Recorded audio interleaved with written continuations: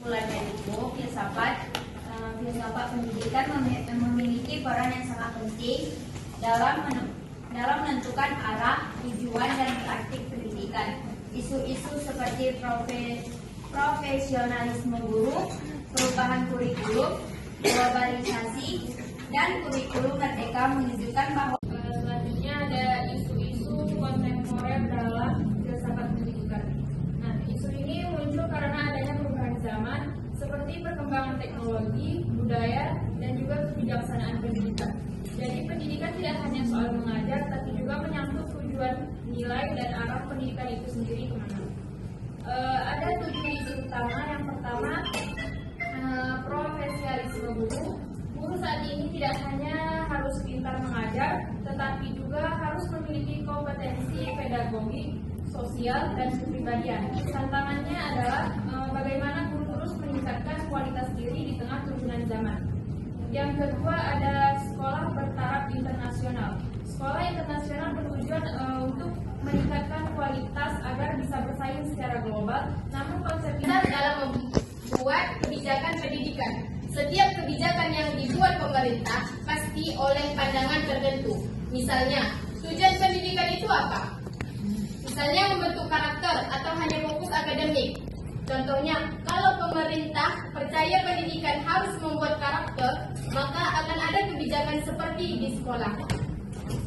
Yang kedua, ada implikasi dalam praktik pengajaran.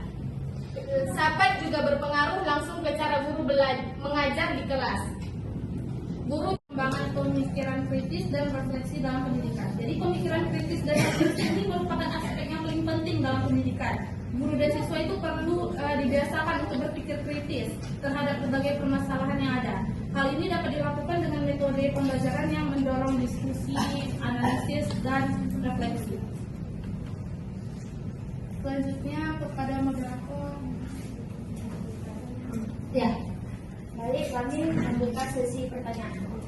Ya, Saya mengatakan bahwa sebenarnya pendidikan itu bukan cuma transfer ilmu kan, tapi juga membentuk karakter, nilai, dan pandangan hidup seorang siswa. Jadi pertanyaannya, apakah pendidikan saat ini itu benar-benar bertujuan membentuk manusia yang mempunyai karakter, moral, dan kepribadian, atau justru lebih fokus ke hasil akademik?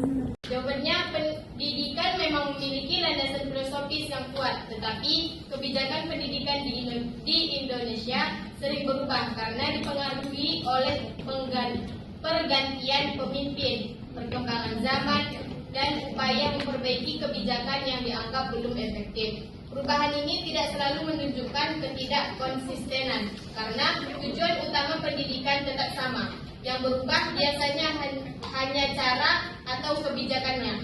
Jika perubahan dilakukan terlalu sering dan tidak berkelanjutan, hal tersebut dapat membuat arah pendidikan seperti nilai-nilai Pancasila dan tujuan mencerdaskan kehidupan bangsa. Nah, jadi kebijakan pendidikan di Indonesia itu sering berubah karena adanya penyesuaian dengan perkembangan zaman, kebutuhan masyarakat, serta pergantian kepemimpinan. Nah, jadi perubahan tersebut, Apakah pendekatan interdisipliner itu benar-benar efektif dalam menyelesaikan masalah pendidikan, atau masih sulit diterapkan secara nyata dalam dunia pendidikan saat ini? karena di samping melihat masalah pendidikan dari berbagai sudut pandang menghasilkan individu yang ada unggul secara akademik. Jadi kita bawa ke idealisme dan realita. Jadi kalau secara konsep atau idealisme ya, kita tuh pengennya pendidikan membentuk manusia seutuhnya. Di kurikulum juga tertera poin, praktek, dan moral. Tapi secara realitas